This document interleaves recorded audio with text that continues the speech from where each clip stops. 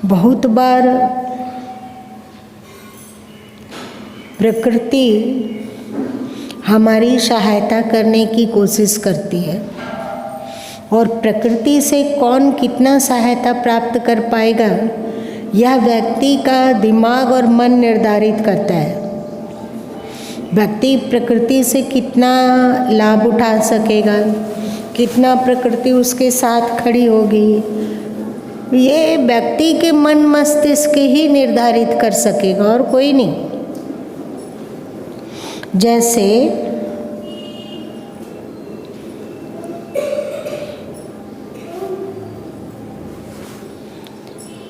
दुनिया में 300 से भी अधिक धर्म संप्रदाय हैं जो कि पूरे संसार में फैले हुए हैं। सब इन लोग इससे ज़्यादा हो गया होगा। अभी ये सर्वे लगभग आज से 40-50 साल पहले हुआ है, तो अब तक तो ये धर्म संप्रदाय इतने बढ़ गए होंगे जिसकी गणना अंकों में बांध पाना शायद कठिन है।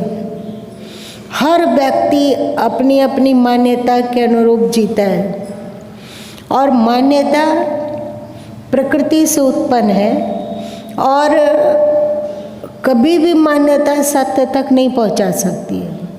आप अपनी मान्यता से मुक्त होते हो तभी आप सत्य तक पहुंच सकोगे। तो एक वैष्णव यदि ईश्वर की आराधना करता है, उपासना करता है, उनको पुकारता है और वो पुकार उसके मन से संयुक्त होकर होता है, मन में प्रेम है, मन में लगन है कि हमें भगवान नारायण का दर्शन करना है, तो प्रकृति क्या करती है कि हमारे मन के भावना के अनुसार भगवान विष्णु को हमारे समक्ष प्रस्तुत कर देती है। इसका मतलब ये नहीं है कि परमात्मा विष्णु की तरह है। इस बात को बढ़िया से समझो। हो सकता है कि ये क्लिष्ट हो, समझ में ना आती हो, पर ध्यानपूर्वक यदि सुनने का प्रयत्न किया जाएगा तो ये बात समझ में आएगी। जैसे किसी दिन यदि भूख लगती है, भूखे हम लोग सो जाते हैं, भूखे सो गए तो अधिकांशतः स्वप्न आएगा कि आप किसी शादी समारोह में गए हैं अथवा आपका मित्र आपको दावत दिया है और अनेक तरह के व्यंजन हैं, आप अलग अलग व्यंजनों का स्वाद ले रहे हैं, अथवा रोटी खा रहे हो चाहे मालपुआ खा रहे हो, पर इसी तरह का स्वप्न की अधिक संभावना है। सही? आपको प्यास लगी है, आप प्यासे ही सो गए, आपने आलस किया, पानी नहीं पिया, रात में थोड़ी देर के लिए नींद उछटी और लगा कि उठकर पानी पी लेना चाहिए, लेकिन फिर से आप सो गए। आपके भीतर त्रास, प्यास है, तो आपका दिमाग, आपका मन अथवा प्रकृति आपके समक्ष एक स्वप्न प्रस्तुत करेगी कि आप उठे हैं और फ्रिज से पानी निकाले हैं अथवा घड़े से पानी निकाल रहे हैं अथवा फिल्टर से पानी ले रहे हैं और डटक कर पी लिए और आपकी तृष्णा बुझ गई, अथवा आप किसी तालाब में उतरे हुए हैं, तालाब में डुबकी लगाकर स्नान कर रहे हैं। मतलब प्रकृति आपके समक्ष जल तत्व को प्रस्तुत करने की कोशिश करेगी, क्योंकि प्रकृति जानती है कि नींद भी आवश्यक है ना? नींद भी आवश्यक है। अगर व्यक्ति इसी तरह नींद उसकी खुलती रही तो वो भली भांति सो नहीं पाएगा, और सो नहीं पाएगा तो दिन भर उसका खमियाजा भुगतना होगा, है ना? इसलिए आपकी वृत्ति में उचाट ना हो और आप भली प्रकाश हो पाए, इसलिए स्वप्न में यदि आप भूखे हैं तो भोजन प्रस्तुत कर दी प्रकृति, यदि आप प्यासे हैं तो पानी प्रस्तुत कर दी, अथवा जैसी आपकी इच्छा है, जैसी आपकी इच्छा है उसके अनुरूप प्रकृति वो दृश्य अथवा वो परिस्थिति उत्पन्न कर देती है। अब बताइए कि वो दृश्य और वो परिस्थिति कितना सत्य है और कितना असत्य है। स्वप्न का दृश्य और स्वप्न की प्रस्तुति कितना सत्य है, असत्य है।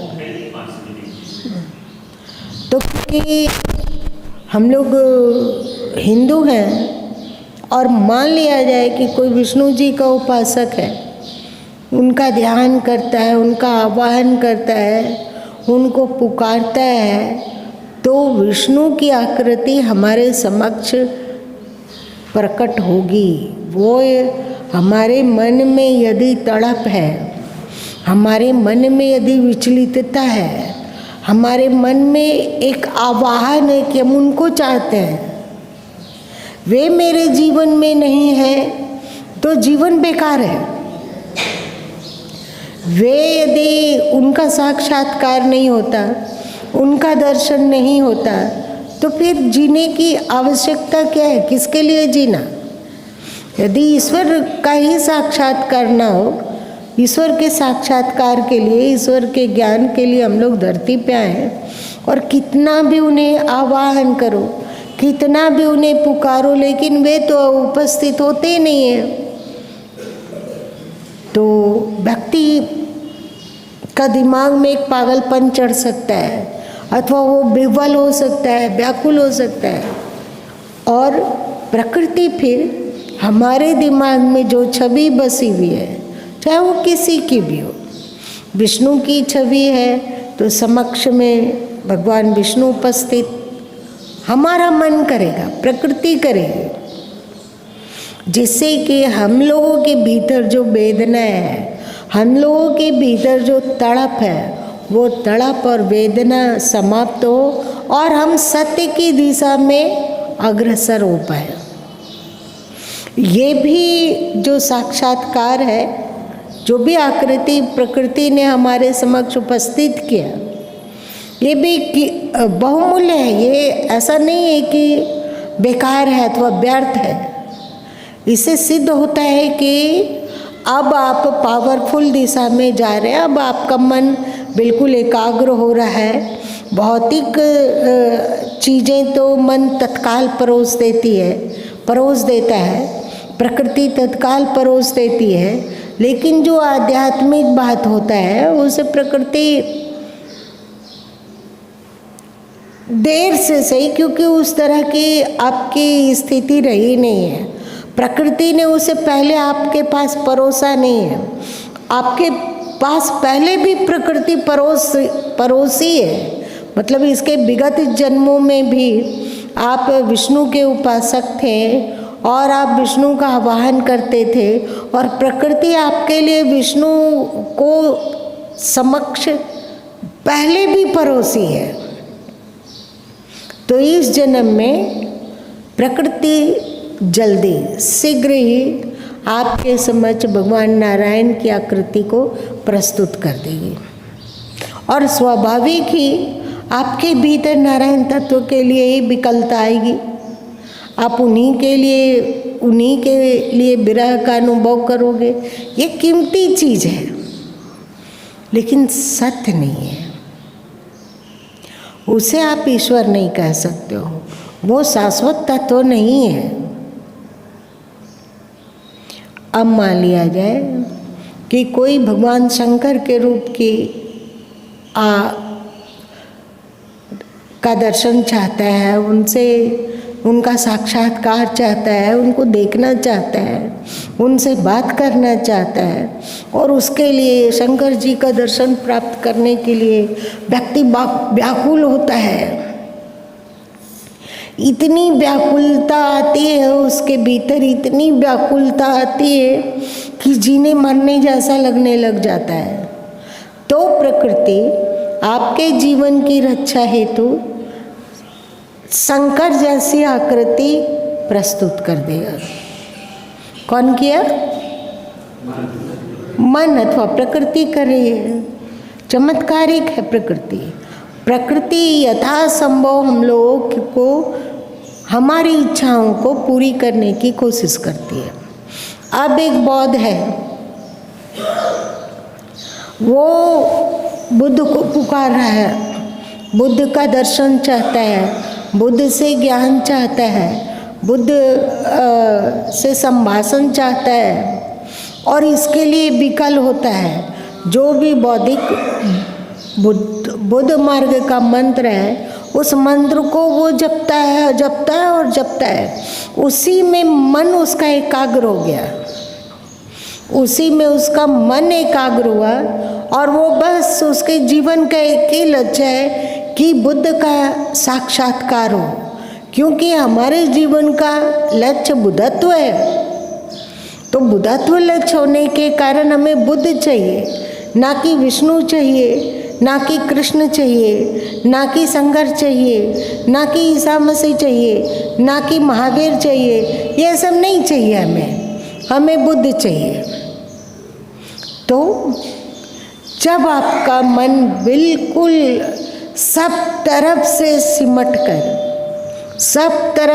सिमट कर केवल और केवल बुद्ध की लालसा में स्थिर हो गया, तो प्रकृति आपके समक्ष बुद्ध की आकृति को प्रस्तुत कर देगी।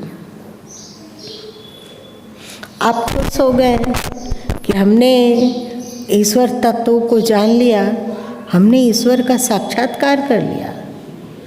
हम तो महात्मा बुद्ध का दर्शन किए हुए हैं। हमारे स्वप्न में तो महात्मा बुद्ध अक्सर आते रहते हैं। इसके द्वारा आपने अपने पाँव में कुल्हाड़ी मारा या अपने आप को विजयी बनाए। क्या किए? अहंकार पैदा हुआ। वो एक क्षणिक उपस्थिति थी, वो ये सूचित करती है कि आपके दिमाग में, आपके मन में घूमता है, वो बातें घूमती है, और उस बात को घूमते रहने से आपका व्यवहार में खलल पहुंचता है। इसलिए प्रकृति आपका मित्र बनकर उस आकृति को समक्ष प्रस्तुत कर दी। या फिर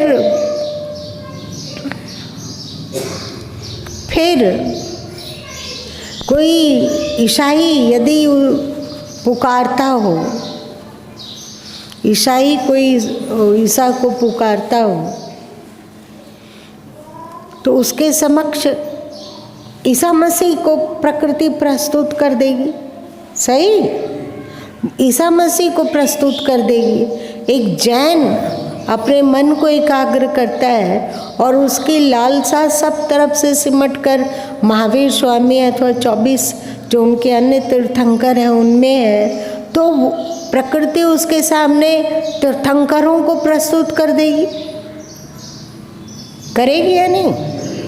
एक सिख है, वो ईश्वर की उपासना करता है और ईश्वर का आवाहन करता है, उनको पुकारता है, तो प्रकृति उनके सामने गुरु नानक देव जी को या गुरु गोविंद सिंह जी को अथवा तेग बहादुर को अथवा अन्य किसी को प्रस्तुत कर देगी। कर रही है। और जब वो आकृति प्रस्तुत हो गई तो हम लोग संतुष्ट हो गए। हम लोग को लगा कि हमने लक्ष्य को प्राप्त कर लिया। सही है गलत? हमने विष्णु का साक्षात्कार किया, मतलब लक्ष्य को प्राप्त किया। हमने शंकर जी का साक्षात्कार कर लिया, मतलब लक्ष्य को प्राप्त कर लिया। अथवा राम अथवा कृष्ण का साक्षात्कार किया तो लक्ष्य को प्राप्त कर लिया। अथवा बुद्ध का साक्षात्कार किया तो लक्ष्य प्राप्त हो गया। महावीर इत्यादि 24 तीर्थंकरों का साक्षात्कार किया, इसका मतलब हमारा लक्ष्य पूरा हो गया। यदि हम लोग ईसा मसीह का साक्षात्कार कर लिया, इसका मतलब हम मंजिल प्राप्त कर लिया। कितने संतुष्ट होते कि नहीं, ईसा मसीह असत्य है ही नहीं, हमने उन्हें साक्षात देखा है, साक्षात देखा है। इसी तरह का इस्लाम यदि अल्लाह को पुकारता है तो हो सकता है कि अल्लाह काबा के रूप में उनके सामने लाके प्रकृति प्रस्तुत कर दे, चाहे मक्का मदीना को प्रस्तुत कर दे, उसके तरह का वही भवन की आकृति और वही सब कुछ, उसको लगेगा कि हमने अल्लाह को देख लिया, अल्लाह की अनुभूति कर लिया। अरे भैया, मेरे सामने ही काबा प्रकट हुआ है, मेरे सामने मक्का मदीना प्रकट हुआ है।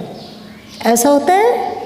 हम लोग यदि स्वर्ग की कामना करें तो, और किसी दिन हम लोग ध्यान में हैं और स्वर्ग का दृश्य उभरने लगा, तो आप बताइए कि आपके स्वर्ग और मेरे स्वर्ग और बाकी यहाँ जितने लोग बैठे हैं सबका स्वर्ग एक ही जैसा होगा या अलग अलग होगा? या अलग अलग क्यों हो रहा है? हम लोग यदि स्वर्ग का अनुभव करेंगे तो वहाँ कामधेनु गाय को देखेंगे, वहाँ कल्प वृक्ष को देखेंगे जहाँ इच्छा पूरी हो जाती है। और हम लोग स्वर्ग में और क्या देखेंगे? इंद्र को देखेंगे, वरुण देव को देखेंगे, और बृहस्पति गुरु को देखेंगे, अग्निदेव को देखेंगे, और हमारी जो मान्यता उसको देखेंगे। हो सकता है कि वहाँ अप्सराएं नृत्य कर रही हो, क्योंकि वो हमारे मन में भरा गया है। बचपन से हम लोग स्वर्ग के बारे में यही सुने हैं, तो फिर हम लोगों के समक्ष प्रगाढ़ ध्यानावस्था में यदि स्वर्ग आता है तो इसी तरह का स्वर्ग आएगा। सही है। लेकिन यदि एक ईसाई के यहाँ, ईसाई को स्वर्ग का साक्षात्कार होता है तो वे क्या देखेगा? देखेगा कि ईसा मसीह एक उच्च सिंहासन पर विराजित है? एक उच्च, और अनेक देवदूत उनके समक्ष हाथ जोड़कर खड़े हैं। उनकी आज्ञा के लिए हाथ जोड़कर वे लोग कैसे क्या अभिवादन करते हैं। वे लोग अगर हाथ ऐसे करके करते हैं तो ऐसे करके देखेगा एक इस्लाम, हम लोग हाथ जोड़े हुए देखेंगे, इस्लाम अपना हाथ फैलाए हुए देखेगा, ईसाई अपने तरीके से देखेगा। जैसे सभी जितने भी ईसा मसीह के समक्ष उनके देवदूत लोग हैं, वो ऐसे ऐसे कर रहा है, वो फिर ऐसे, वो रोबोटिक, वो फिर किया। ये क्या है?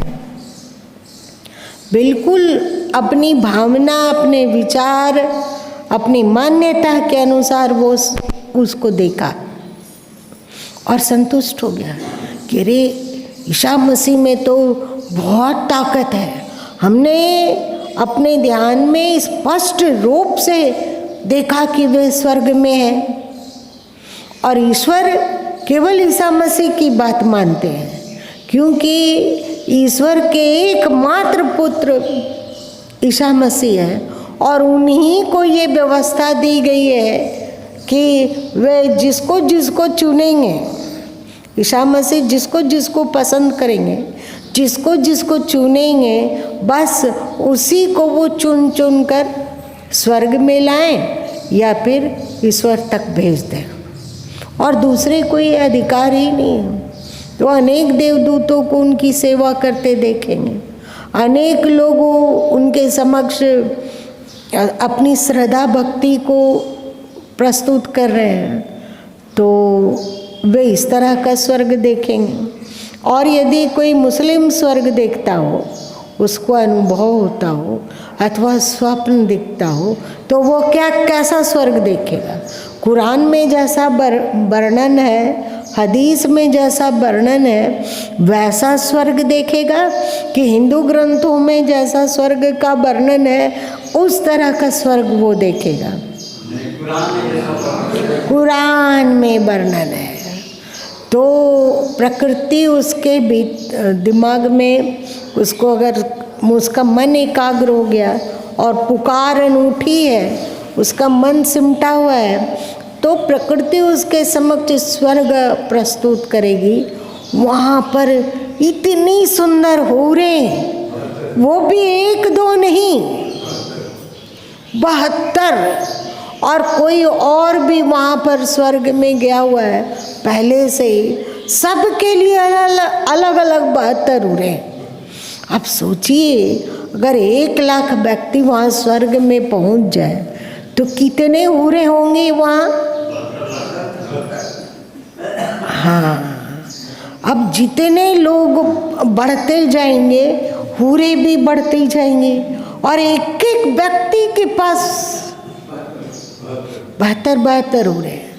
और यदि जो बहनें हैं, जो स्त्रियां हैं, उनके दिमाग में आएगा कि अगर पुरुष लोगों को 72 हूरे मिल रही है तो पक्का है कि हमें भी 72 हूरा मिलेगा।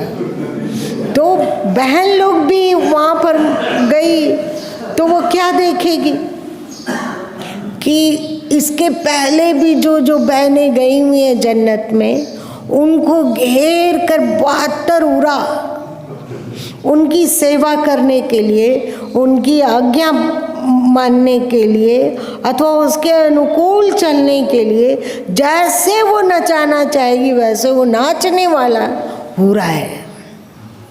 अब बताइए, उसको अलग तरीके वहाँ पर वो देख रहे हैं कि मदिरा का बहुत बड़ा सरोवर है।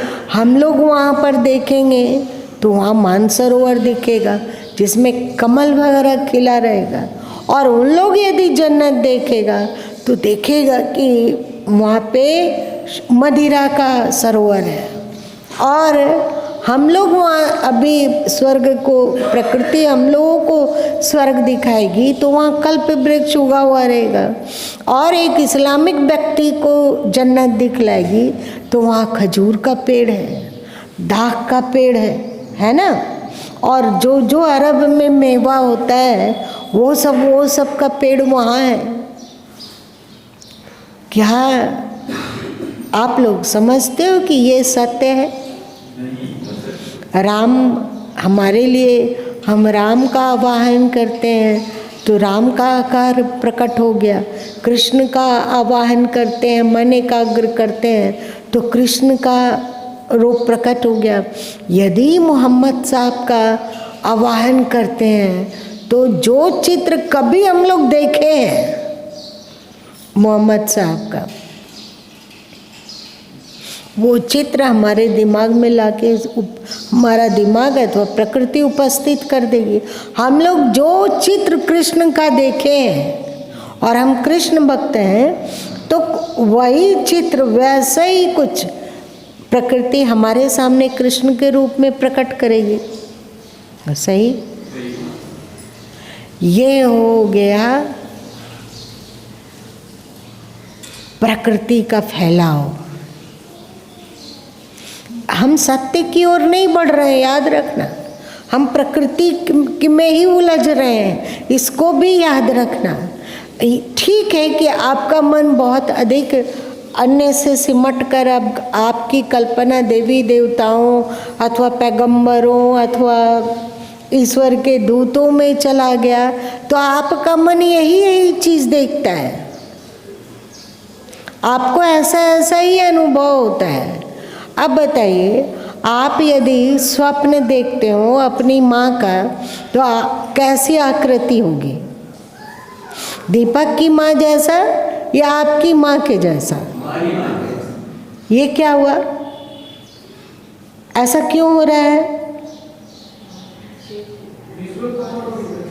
क्योंकि हमारा दिमाग में मान्यता है कि ये हमारी माँ है, तो प्रकृति उसी आकृति को हमारे सामने खड़ा कर दी कि ये आपकी माँ है। अरबों लोग हैं तो अरबों माँ खड़ा कर सकती है प्रकृति, है ना। हम लोगों के दिमाग में 33 करोड़ देवता क्या, यदि अरबों देवता है तो प्रकृति में इतनी क्षमता है कि वो आपके सामने अरबों देवता प्रस्तुत कर देगी। कुछ भी आप जिसको मानते हो, महावीर को मानो, बुद्ध को मानो, आप कबीर को मानते हैं तो आपके समक्ष कबीर की आकृति ला खड़ा करेगी। सोच के बोलो, ये विवेक सम्मत है या विवेक विरुद्ध है? वैसे ही है। आप साईं बाबा की उपासना करते हैं और आपके मन में उनसे मिलने का लगन है तो वही प्रकृति साईं बाबा को खड़ा कर देगी। आप किसी आधुनिक संत को मिलते हैं, आप आधुनिक संत से प्रेम करते हैं, कोई अभी धरती पे हुए हैं, आप उनसे प्रेम करते हैं और आप कोई विकट परिस्थिति में तो संत की आकृति आपके इर्द गिर्द प्रकृति परोस देगी। दूसरे लोग किसी दूसरे संत की उपासना करते हैं तो आप किसी परेशानी में है तो प्रकृति आपको ढाढ़स देना चाहती है, आपको उस दुख के चक्रव्यूह से निकालना चाहती है, तो आप जिन्हें इष्ट मानते हैं, आप जिन्हें इष्ट मानते हैं, जो भी आपके दिमाग में है, उन सब आकृतियों को प्रकृति प्रस्तुत करने में सक्षम है।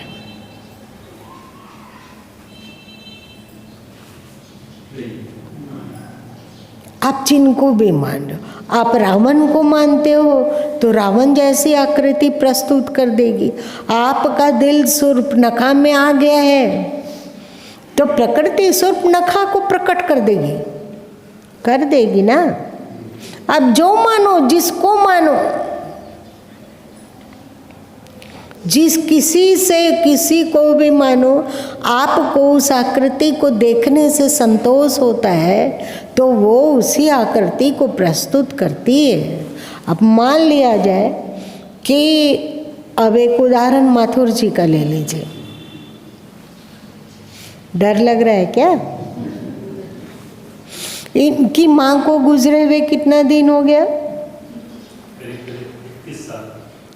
30 साल, 31 साल। अगर इनके मन में अपनी माँ के प्रति प्रेम रहा और वो किसी भी परिस्थिति में, हो सकता है कि घुटना दर्द कर रहा हो सकता है कि दिल का धड़कन बढ़ा हुआ हो सकता हो सिर थोड़ा थोड़ा चकरा रहा हो, और इसके अरुण जी के मन में आ गया है कि माँ रहती तो उनके जैसा अपनापन कौन दे सकता है। वो हमारे सुख दुख को जितना समझती उतना तो पत्नी और बहन और बेटी लोग समझ नहीं सकती है।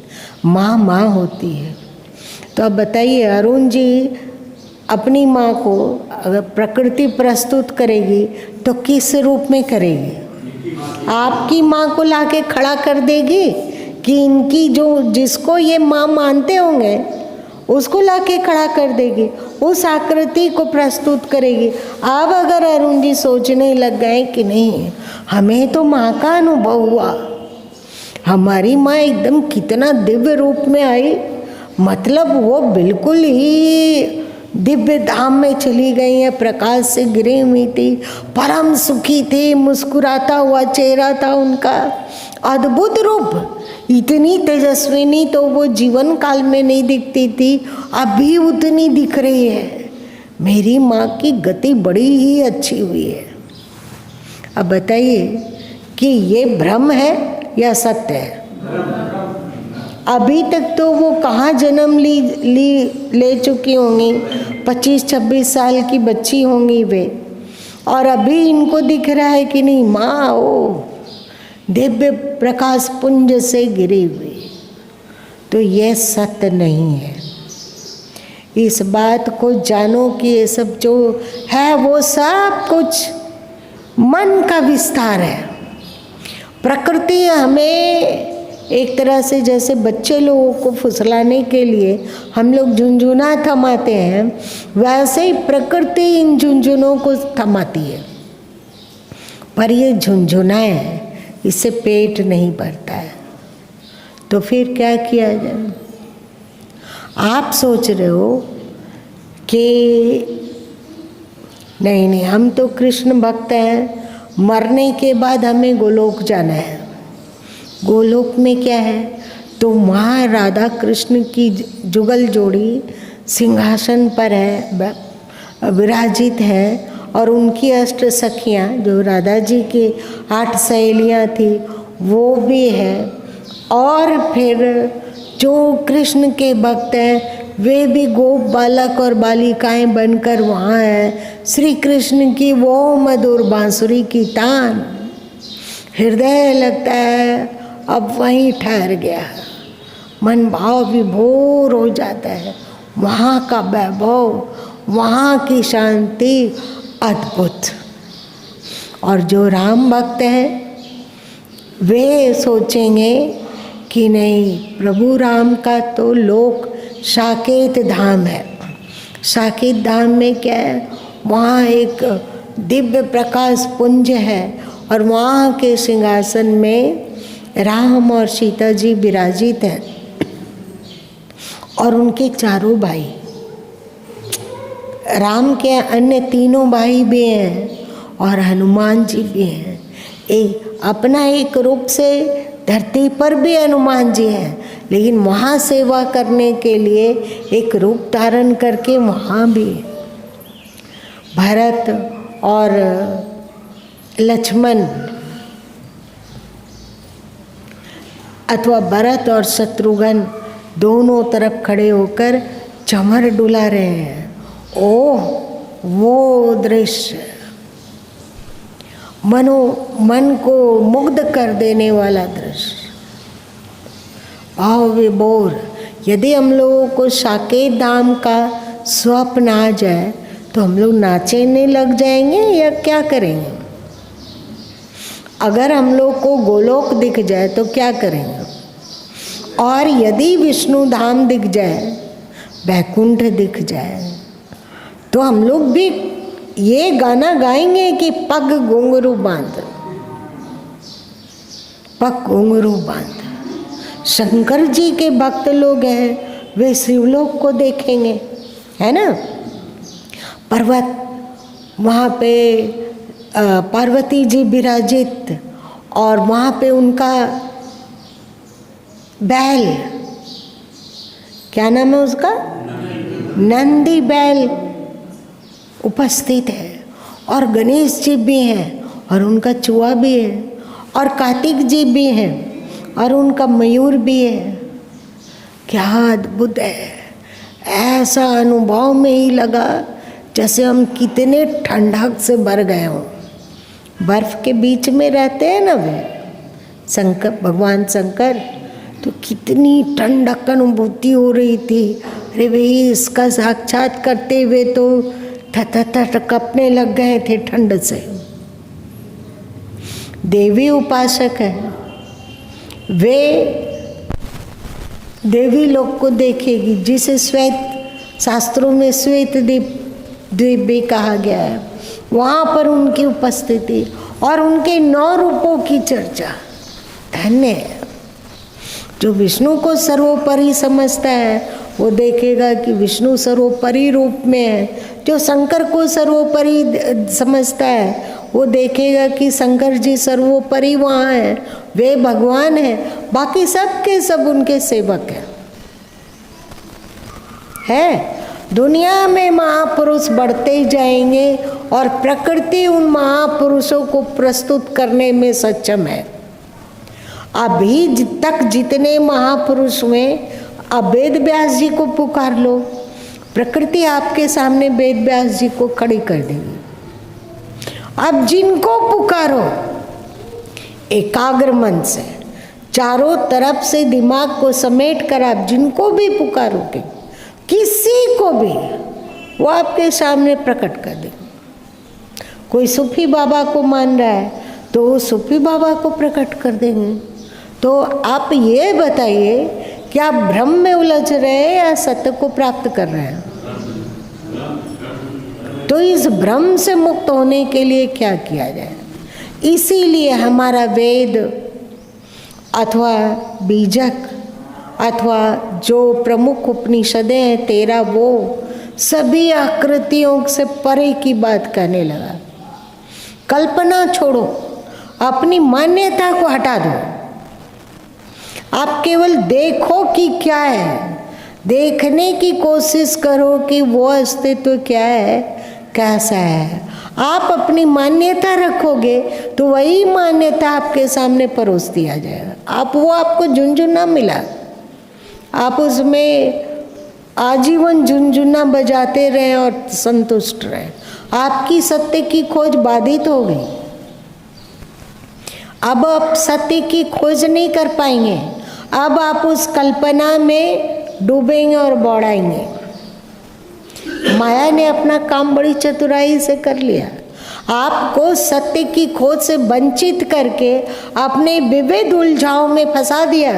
अब आप प्रकृति के चंगुल के अंदर है, प्रकृति के पार आप नहीं जा सकते।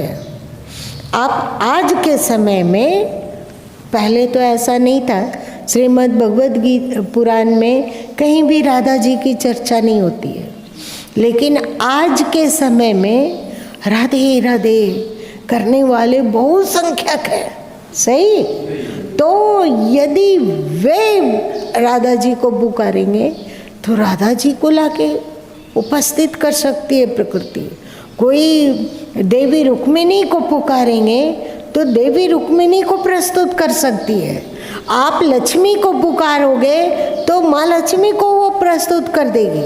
आप दुर्गा जी को पुकारोगे तो दुर्गा जी आपके सामने प्रस्तुत है।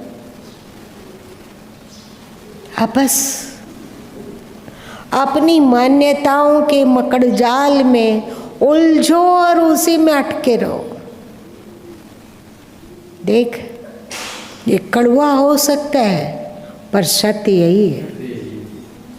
आप उपनिषदों को देख लो, वेदों को देख लो, अपने जो 6 दर्शन है उसको देख लो, यही सत्य है। पर सत्य को बोलने वाला कम है। अब मान लिया जाए कि अभी ब्रह्म कुमारी का चल रहा है और हम लोग यदि देखेंगे ध्यान में तो हम लोग को दिखेगा कि हम लोग इस शरीर से निकल रहे, चले गए बहुत सुदूर एक स्थान पे जहाँ आकाश की भी क्षितिज है। वहाँ पर एक अंडाकार घेरा है, उसके बीच में पीला घेरा है, हल्का पीला, उसके बीच में लाल इतना प्रकट है, वही ईश्वर है। हम लोग उसमें छपाका लगाएंगे, डूब जाएंगे और वहाँ से ढेर सारा ताकत और ज्ञान लेकर फिर धरती में लौट आएंगे। ये एक नया कल्पना हम लोग को दिया गया। आज इस कल्पना में जीने वाले लोग इसका साक्षात्कार कर सकते हैं या नहीं कर सकते हैं? तो ये साक्षात्कार सत्य है या भ्रम है, माया का उलझाव है? आने वाले समय में इस तरह अलग अलग कल्पनाएं बढ़ती जाएगी, अलग अलग और कल्पनाएं लोग करते जाएंगे और तरीके का माया जैसी आपकी कल्पना वैसे ही प्रस्तुत कर देगी कि भैया लो ये और इसमें आप मस्त रहो। अभी आपको लुभाए रखने के लिए ये मैया योजना अथवा और किसी तरह की योजना जो है वो आपको उलझाए रखने के लिए है कि उससे आपका जीवन में क्रांतिकारी परिवर्तन हो रहा है। कुछ हो रहा है क्या? कुछ नहीं हो रहा है, लेकिन आप उसमें है, आप तृप्त रहो।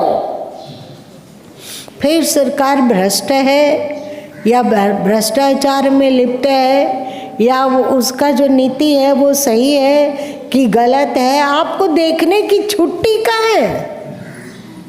आपके अकाउंट में पैसा आ रहा है, नहीं हम छोटा मोटा सब काम कर लेते हैं, अब लगने लगा कि मेरे हाथ में भी 4 पैसा है। ये इतना तृप्त हो गए, हम इतने तृप्त हो गए कि सरकार क्या कर रही है, उसकी करतूती क्या है, उससे हमारे राष्ट्र का नुकसान है कि लाभ है, इसको देखने कौन देखेगा बताइए? आप किसी नेता के पास गए और वो बोलता हो कि आप मेरा प्रचार कीजिए, आप मेरा प्रचार कीजिए, आपको ठेकेदारी में तो निकलता रहता है, उसका क्या उसको कहते हैं, टेंडर निकलता रहता है, पक्का है कि आपको बहुत बड़ा ठेकेदारी देंगे, टेंडर देंगे। अब बताओ वो उस टेंडर को पाने का आश्वासन पाकर तृप्त हो जाएगा या अतृप्त हो जाएगा? फिर वो उसके इर्द गिर्द घूमेगा या सत्य को देख पाएगा कि नहीं उस टेंडर को पाने से क्या होने वाला है, 1 लाख 2 लाख 10 लाख 20 लाख 50 लाख आ जाएगा, उससे क्या? उससे हमारे देश का हित होगा कि अहित होगा, मानवता का भला होगा कि बुरा होगा, इसको सोचने की बुद्धि रहेगी आपको कि वो नेता क्या कर रहा है क्या नहीं कर रहा है। तो वैसे ही माया प्रकृति आपको आपके कल्पना के अनुसार आकृति प्रस्तुत कर देती है, आप उलझे रहो और सत्य आपसे दूर बना रहा। सत्य का ना ज्ञान हुआ, न सत्य में स्थिति हुई, न वास्तविकता को आप समझें, बस प्रकृति के दिए हुए झुनझुने को बजाते रहे। यही बात सदगुरु कबीर साहब बीजक ग्रंथ में भी कहते हैं, यही बात उपनिषदें भी कहती है, यही बात वेद भी कहता है, 6 दर्शन है, इसी बात तक, इसी लक्ष्य तक पहुँचने का वो 6 मार्ग है और कुछ नहीं है। कि आप इस मार्ग से भी, न्याय मार्ग से भी जा सकते हो, वैशेषिक मार्ग से भी जा सकते हो, योग के मार्ग से भी जा सकते हो, वेदांत के मार्ग से भी जा सकते हो, और इसी तरह के अन्य मार्गों से भी जा। ये मार्ग है, कोई मंजिल नहीं है। लेकिन मंजिल की चर्चा जो पुरातन धर्म ग्रंथ है उसमें है, लेकिन द्वापर युग के बाद से सत्य तत्व बहुत ओझल होने लगा। फिर पौराणिक गाथा कथा कहानी उसका प्रचार होने लगा, क्योंकि व्यक्ति का बुद्धि स्थूल होने लगी। चलिए और अधिक इसका विस्तार नहीं करते हैं। तो हम लोग सत्य को कैसे जाने, सत्य को कैसे समझें? आखिर तो जब ये सब मन की कल्पना है और प्रकृति के द्वारा प्रस्तुत किया गया है, तो फिर सत्य का अनुभव हम करें कैसे? कैसे जाने कि असली ईश्वर तत्व यही है? एक दिन और आप लोगों को बोले थे कि इसका नमूना आपकी आत्मा है, तो आपको अपने आत्म तत्व का अनुभूति कैसे हो सकेगी जब आप सभी मान्यताओं से रिक्त हो जाइए। ऐसा है वो सत्य कि वैसा है, ये सही है या ये गलत है, सब छोड़ दीजिए और फिर क्या कीजिए? दूसरा शर्त है कि आप अपने मन और इंद्रियों से भी आगे बढ़ जाइए। मन में ही ना कल्पना है, तो आप चुपचाप, ये सब बातें गुरु माँ कोई नई बात नहीं कह रहे हैं, ये आपकी उपनिषदों में है। आप मन, इंद्रियां, बुद्धि सब से परे होकर मौन हो जाइए। आपके संस्कार के अनुसार उस मौनता में अनेक दृश्य उभर सकते हैं, अनेक दृश्य उभर सकते हैं। वहाँ पर आपको प्रकाश का अनुभव हो सकता है, वहाँ पर आपको कोई ध्वनि सुनाई पड़ सकती है, ओंकार का नाद गूंज सकता है, वहाँ पे आपको कोई अपने देवी देवता दिख सकते हैं। मन चुप है, ये आप इंद्रियों से परे हैं, लेकिन वहाँ कुछ कुछ दिख सकता है। तो एक सूत्र ले लो तुम, कीमती सूत्र है, हमेशा इन सब की चर्चा नहीं होती है। वो कीमती सूत्र है कि अनुभव कभी सत्य नहीं हो सकता है, अनुभवकर्ता की खोज करनी चाहिए। मेरी बात समझ में आई? अनुभव सत्य नहीं हो सकता है, अनुभव करता सत्य है। अनुभव करता को ढूंढो तो संसार में इतना जो कला है, धर्म के नाम पर इतना जो झगड़ा है, देवी देवताओं के नाम पे झगड़ा है, संत सद्गुरुओं के नाम पे झगड़ा है, ऋषि मुनियों के नाम से झगड़ा है, ये सब क्या पागलपन नहीं लगा? पागलपन लग रहा है आप लोग को या नहीं लग रहा है? तो इन सब से आगे बढ़िए और अनुभव को असत्य मानते हुए